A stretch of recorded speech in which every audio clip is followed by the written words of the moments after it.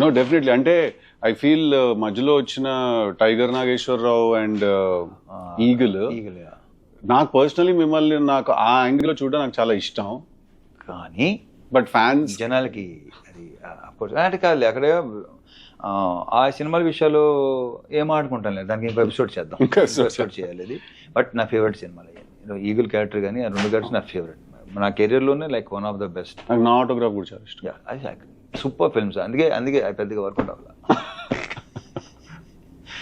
Surely it's okay fine. So ఇంకా చెప్పాలన్నా what's happening? Promotions start అయింది, నాది స్టార్ట్ అయింది. సో చూద్దాం, 17 కదా, అక్టోబర్ 17 దివాళీ. 2 weeks తర్వాత నేను 2 సినిమాలు బ్రహ్మాండంగా ఆడాలని నేను అసలు. ఇప్పుడు నాకు ఒకటి చెప్పు, నేను సరదాగా జాక్ గురించి మాట్లాడుకోవచ్చా? అయ్యో శుభ్రంగా మాట్లాడుకోవచ్చు.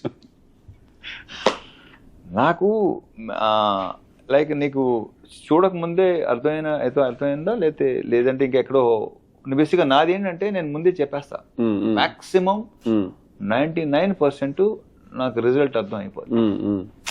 ఎక్కడో ఇప్పుడు కొన్ని మనం ఐ డోంట్ నో చూసిన వెంటనే నాకు అరే ఇదేదో అన్నానా అనిపించిందా అవుట్, అది అనిపించకపోతే హిట్,